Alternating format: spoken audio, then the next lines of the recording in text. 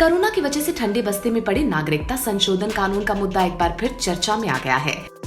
अगले साल होने वाले पश्चिम बंगाल चुनाव से ठीक पहले नागरिकता संशोधन कानून का जिन फिर से जाग उठा है और ऐसे संकेत है कि इसे जल्द ही लागू कर दिया जाएगा। भारतीय जनता पार्टी के राष्ट्रीय अध्यक्ष जेपी नड्डा ने कहा कि कोरोना महामारी के कारण नागरिकता संशोधन कानून को लागू करने में देरी हुई और दावा किया कि जल्द ही ये कानून लागू किया जाएगा। सिटीजन्स अमेंडमेंट एक्ट, ये सिटीजन्स अमेंडमेंट एक्ट तो पास हो चुका है। आपको सिटीजन्स अमेंडमेंट एक्ट मिलेगा और मिलना तय है।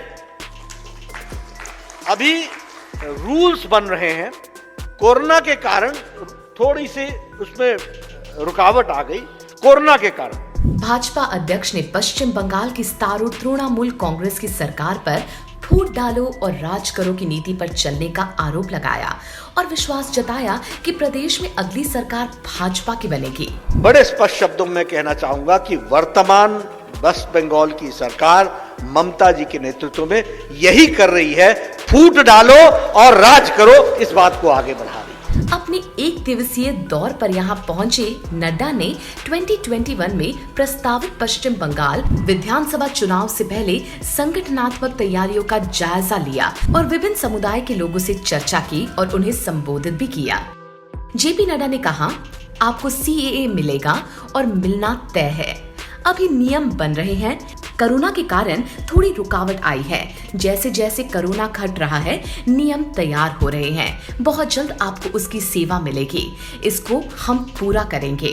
जहां तक CAA का सवाल है, सिटीजन्स अमेंडमेंट एक्ट, ये सिटीजन्स अमेंडमेंट एक्ट तो पास हो चुका है। आपको सिटीजन्स अमेंडमेंट एक्ट मिलेगा और मिलना तय है। अभी रूल्स बन रहे हैं।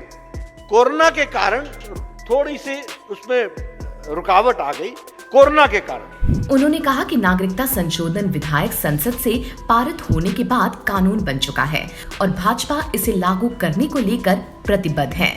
लेकिन जैसे जैसे कोरोना हट रहा है वैसे वैसे रूल्स भी तैयार हो रहे हैं और वो बहुत जल्द आपको उसकी सेवा मिलेगी। इसको भी आप ध्यान में रखिएगा और इसको हम पूरा करेंगे। जेपी नड्डा ने CAA को लेकर ये बातें तब कही जब स्थानीय लोगों ने उनसे इसे जल्द से जल्द क्रियान्वित करने का आग्रह किया।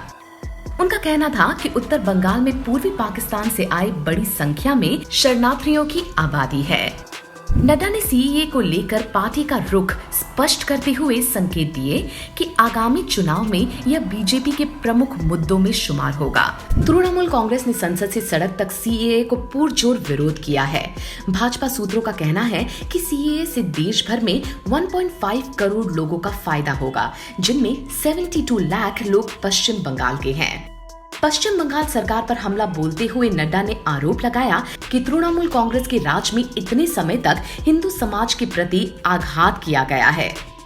उन्होंने कहा, अब जब समझ में आ गया तो हर समाज को जोड़ने के लिए फुसलाने का प्रयास हो रहा है। ये वो लोग हैं जो केवल वोट बैंक की राजनीति करते हैं, सिर्फ सत्ता में रहने के लिए राजनीति करते हैं।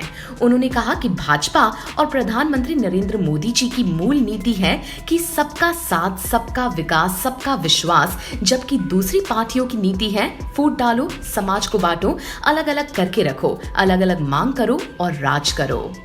ये वो लोग करते हैं जो जान जाते हैं, पूरे 4 साल आपका दमन करते हैं और चुनाव के 5वें साल में लुभावने नारे देते हैं। ये है TMC।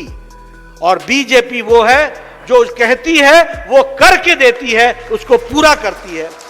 वह समाज को जोड़ती है, TMC समाज को तोड़ती है।